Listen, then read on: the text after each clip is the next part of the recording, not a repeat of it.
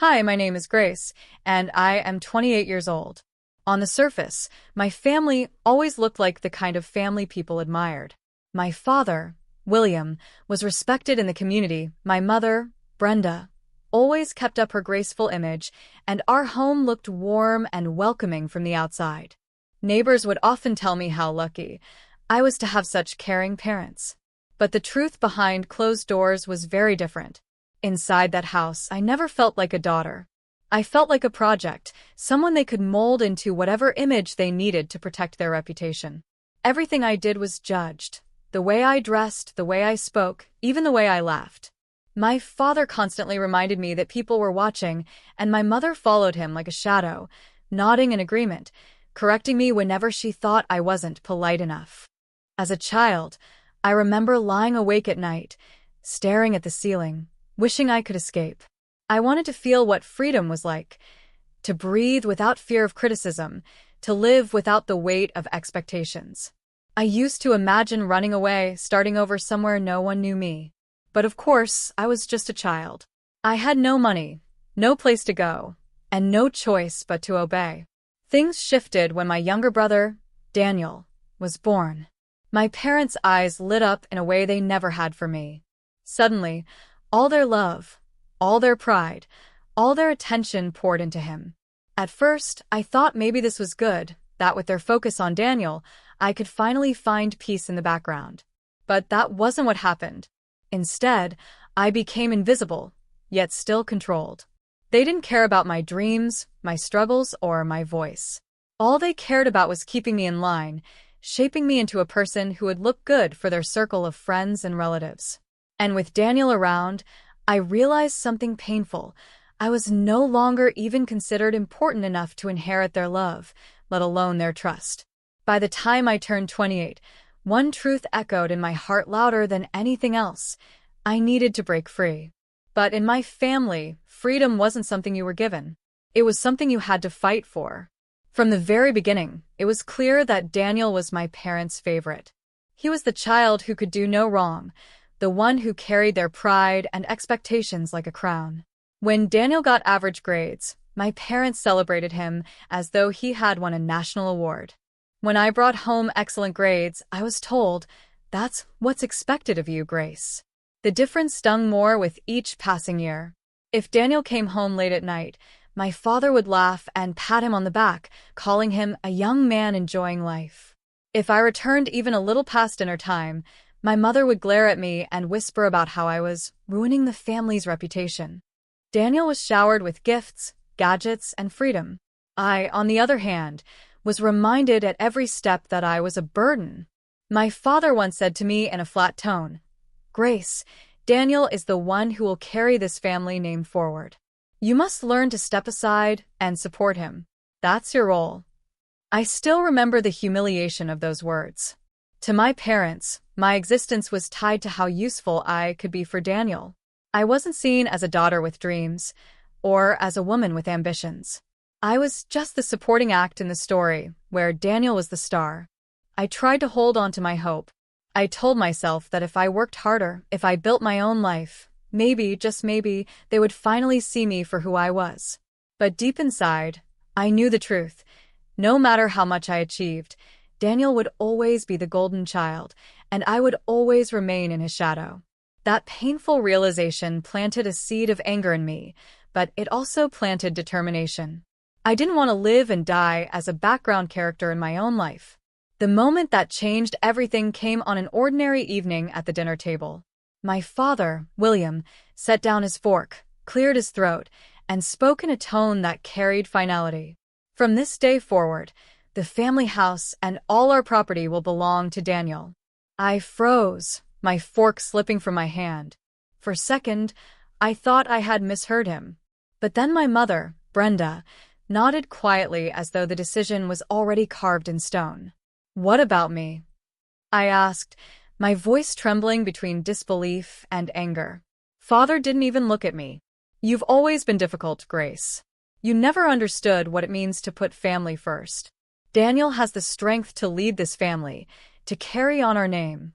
You were never cut out for it." Those words cut deeper than any blade. I had spent years working hard, holding myself together while they ignored me. I had sacrificed my peace, my freedom, my happiness, just to keep this family from falling apart. And yet, in their eyes, none of that mattered. So, everything goes to him? After everything I've done? I demanded, my voice rising. My mother finally spoke, her tone cold but calm. Don't be selfish, Grace. Your brother deserves this. You'll understand one day. Selfish. That word echoed in my mind like poison.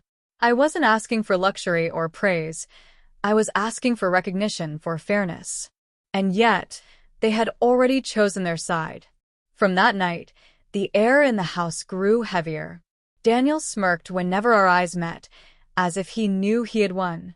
My parents avoided any further discussion, but the damage was done. I was no longer just overlooked, I was erased.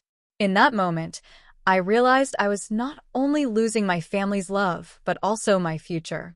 And if I didn't fight for myself soon, I would lose my freedom too. The breaking point came faster than I expected. A few weeks after the inheritance announcement, I stumbled upon documents in my father's study, papers that proved Daniel was already listed as the sole heir to everything my parents owned. The house, the land, the accounts. My name wasn't even mentioned. It was as though I had never existed. I confronted my father in the living room, holding the papers in my trembling hands. What is this? You've already signed everything over to Daniel? I shouted. My father didn't flinch. He leaned back in his chair, his eyes filled with cold authority. Yes. It's done. Daniel will take care of this family, not you. I worked for this family too. I sacrificed my time, my life. How can you erase me like this? My voice cracked, but I refused to back down. My mother, Brenda, cut in sharply. Don't raise your voice, Grace. You should be thankful we've even let you stay here this long. Those words shattered something inside me. Thankful? For what? For being ignored, controlled, erased? Daniel entered the room at that moment, his usual smug grin plastered across his face. He snatched the papers from my hand and said, "Face it, Grace. You don't belong here anymore. Stop acting like you matter." My blood boiled. You're my brother. How can you stand there and steal everything from me? He laughed cruelly. Because I deserve it. You were never enough. Dad was right, you're just a burden. The argument escalated into shouting. My father stood up and roared, "Enough, Grace. If you can't respect our decisions, then get out of this house." I felt my chest tighten, my whole body shaking. And then it happened. Daniel shoved me hard against the wall. The force knocked the breath out of me. For a moment, the world blurred. My father didn't rush to help me. My mother didn't cry out in concern. They just stood there, silent, watching. That silence was louder than any scream. It was the silence of betrayal. I pushed myself up, my palms raw, my heart breaking. In that instant, I understood. I had no family. Not anymore. That night, as I lay in my room staring at the ceiling, I felt an emptiness I had never known before. The bruises on my arm where Daniel shoved me throbbed, but the pain inside my chest was far worse. For years, I had hoped that my parents might see me, value me, love me. But the scene in the living room had burned that hope to ashes. I whispered to myself, I don't belong here anymore. I need to get out. The thought terrified me, but it also lit a spark inside me. I couldn't let William, Brenda, and Daniel dictate my life any longer. If they had written me out of the inheritance, then fine. I would write myself into a new life, one that had nothing to do with them. The next morning, I confided in Lucas, my boyfriend. We had been together for years, and he had witnessed my family's cruelty from the outside. His eyes darkened with anger as I told him what had happened. Grace, this isn't a family. This is a prison. You deserve better. You deserve freedom, with me, he said firmly. His words made my heart ache, not with pain, but with relief. For the first time, I felt someone truly standing beside me. I also spoke to Jessica, my colleague at work. She had always been supportive, offering advice and encouragement when I needed it most. When I told her about the inheritance and Daniel's violence, she didn't act surprised. She had seen enough glimpses of my pain to know the truth. Grace, you're stronger than you think. If you want to leave, plan it carefully. Save what you can and don't look back. Her words stayed with me. That night, I opened a secret bank account. Every paycheck I received, I quietly transferred a portion into it. I began gathering my important documents, hiding them in a small folder. Every step I took felt like reclaiming a piece of myself. Weeks passed and my secret grew. My family had no idea I was preparing to leave them forever. Every insult, every cruel glance, every reminder that Daniel was the golden child only fueled my determination. I wasn't just planning an escape. I was planning a rebirth. The day finally came when I couldn't wait any longer. My savings were modest, but enough to start over, and with Lucas by my side, I felt braver than I ever had before. One evening, while my parents and Daniel sat in the living room laughing about some family gathering I hadn't been invited to, I quietly rolled my suitcase to the front door. My father looked up, his voice sharp. "Where do you think you're going?"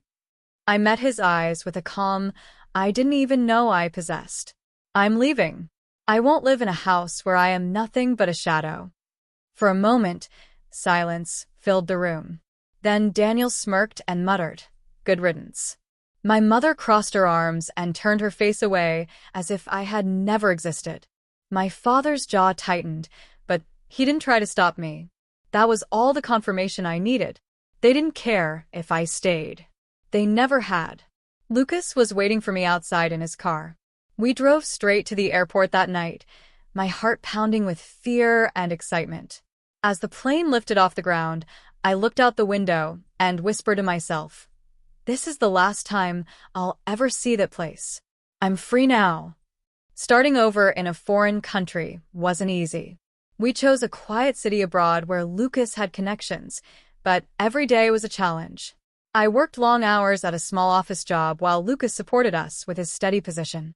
The language barriers, cultural differences, and constant homesickness sometimes made me cry at night.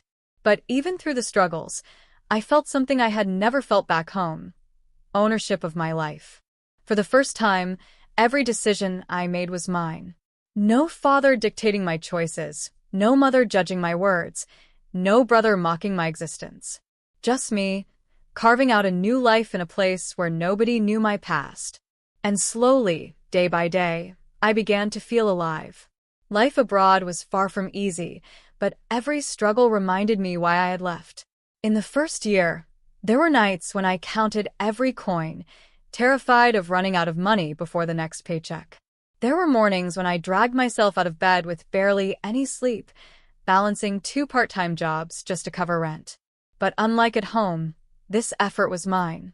Every drop of sweat, every ache in my bones was building my future, not Daniel's, not my parents'. Lucas was my anchor.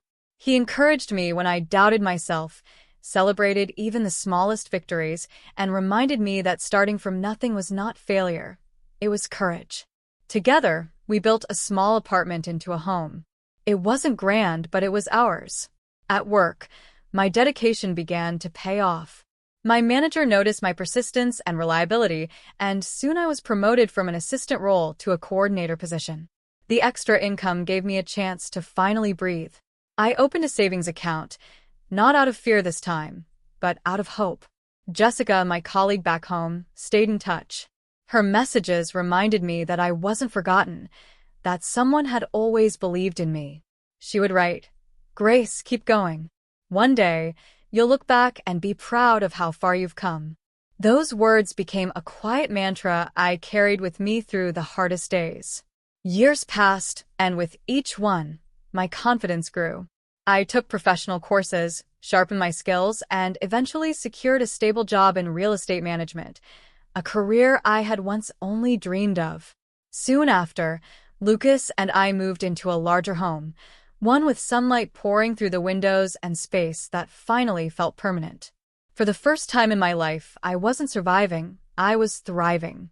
I was no longer the girl begging for her parents' approval. I was a woman who had built her own life, brick by brick, with nothing but determination and courage. And deep inside, I knew this was only the beginning. It had been years since I last saw my family, but news about them still found its way to me. Through whispers, mutual acquaintances, and finally through Mr. Reed, a private investigator I had quietly hired, I learned the truth. My parents and Daniel had fallen apart. The inheritance that they had once celebrated turned into a curse. Daniel had mismanaged money, debts piled up, and the very house they had stolen from me was now mortgaged. In their desperate attempts to hold on to appearances, they borrowed more than they could repay. Eventually, they were forced into low-paying jobs at a warehouse just to survive. When Mr. Reed gave me his report, I felt nothing. No satisfaction, no bitterness. Just clarity. Their downfall had nothing to do with me. It was the result of their own choices. For years, I had carried their betrayal like a wound. Now, I realized it wasn't my burden anymore. One afternoon, as I sat on the balcony of the apartment I shared with Lucas, watching the sunset spill gold across the skyline of my new city, I let out a deep breath I hadn't realized I'd been holding. My life was stable. My career was thriving. I had built savings, respect, and most importantly, peace. I thought about the night Daniel shoved me against the wall, about the silence of my parents as they watched. And then I thought about where I was now, a life far from them, a life I had created with my own hands. For the first time, the word freedom wasn't a dream. It was my reality. They erased me from their story. I whispered to myself, but I wrote a new one. And this time it was mine. In the end, betrayal always comes with a price. They tried to erase me, but they erased themselves instead. I walked away with nothing and built everything. That's the truth of revenge. Sometimes, the best revenge is living free, strong, and untouchable. This was my story. And on Revenge Repeat, every story reminds us, betrayal never wins.